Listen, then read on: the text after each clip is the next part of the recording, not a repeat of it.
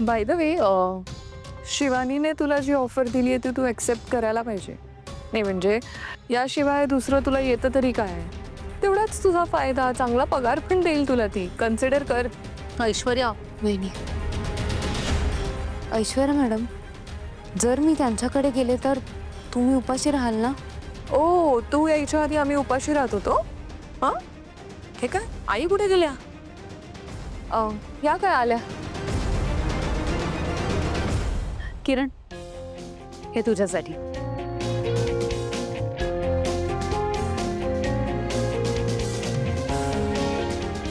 आई, अहो ह्याची काय गरज होती? असंच माझ्याकडून तुम्हा दोघींना गिफ्ट्स. थँक्यू.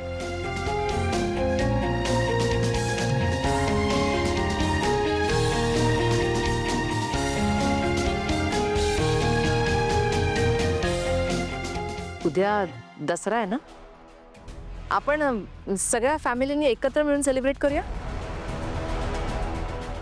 ही कधी आपल्या फॅमिलीचा भाग झाला? इनफॅक्ट आपण गेम खेळूया उद्या. हे काय वय आहे का आमचं आता गेम्स वगैरे खेळायचं? काही नको. मॉम, तसं तर वय आमचंही नाहीये, पण लहान व्हायला कुठे लागतं वय. आपण दुसरं काहीतरी करूया, ठीक आहे? मॉम प्लीज, शिवानी आपली पाहुणी आहे आणि जर का तिने काही प्लॅन बनवला असेल तर let's go ahead with it please. Okay okay ठीक आहे, खेळू. होऊ दे तुमच्या मनासारखं. ग्रेट. काय खेळ खेळायचे ना ते मी उद्याच सांगेन. बर. सगळ्यांना जेवायला बोलू जा.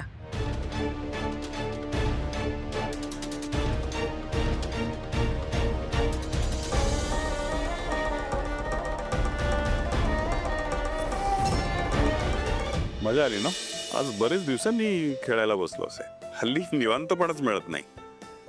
पण असं अधूनमधून खेळायला बसायला हरकत नाही आपल्याला. मी तर बोलतो रोज बसूया खेळायला. रोज बसूया. काम कोण करणार? तुम्हा सगळ्यांचं खेळून झालं असेल तर आपण जेवायला जाऊयात. हे यांना बसम्याच झालंय.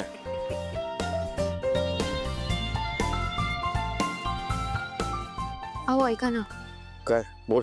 मला ना तर शिवानीचं काहीतरी वेगळंच सुरू आहे. आता काय केलं तिने?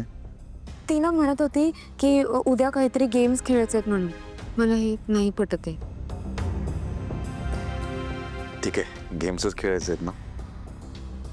तसे उद्या सगळ्यांना सुट्टी आहे. त्याच निमित्ताने एकत्र येतील, मजा करतील.